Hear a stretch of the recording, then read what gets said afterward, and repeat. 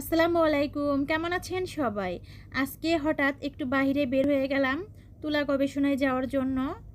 তো দেখেন তুলা গাছ এখনও ছোট ছোট আছে, বেশি বড় হয়নি গাছগুলো। তো আমরা দেখুন এই যে ভিতর দিকে চলে যাচ্ছি রাস্তা দিয়ে হেঁটে হেঁটে, আপনাদের ভাইয়া আর আমি।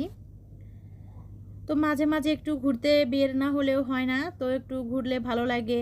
খুব মনোরম পরিবেশ, খুবই সুন্দর জায়গাটা ছিল, অসাধারণ একটা পরিবেশ ছিল।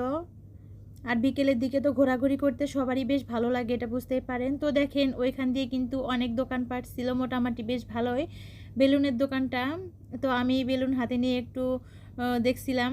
তো বেলুনগুলো কিন্তু ভালোই লাগতেছিল, আমার মনে হচ্ছিল একটা নিয়ে নেই। তারপরে আবার ভাবলাম না, বড় মানুষ বেলুন দিয়ে বা কী করব, তো রেখে দিলাম।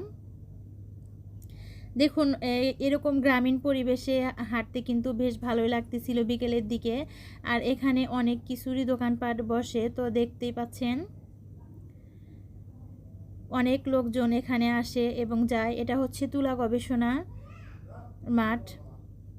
তুলা গাছগুলো এখনও বড় হয়নি, ছোট ছোট, এজন্য কাছে থেকে অতটা দেখালাম না। তো জায়গাটা কিন্তু অসাধারণ ছিল। আর বিকেলের দিকটা কিন্তু ঘোরাঘুরি করতে বেশ ভালোই লাগতেছিল। তো দেখেন এখানে একটা গাছের উপরে উঠে আমি একটা পিক নিচ্ছিলাম। এরকম গ্রামের রাস্তায় হাঁটছি মনে হচ্ছিল আমার কাছে। জায়গাটা কিন্তু অসম্ভব অসম্ভব সুন্দর ছিল। তো দেখেন এইখানে কিন্তু অনেক জনসমাগম ছিল, এখানে আইসক্রিমের দোকানও ছিল। এগুলো ছোটোবেলায় খেতাম আমরা আগে। তো আমি চলে গেলাম এগুলো খাওয়ার জন্য। তো দেখেন যে বললাম, মামা একটা দিয়ে দেন আমাকে। তো সাথে সাথে আপনাদের ভাইয়া বললো আমিও একটা নিয়ে নেই। তো বললাম চলো দুজনই একটা করে খেয়ে নেই। কেমন, অনেক দিন পর যেহেতু খাচ্ছি, বেশ ভালোই লাগতেছিল, মজার মুহূর্তটা ছিল।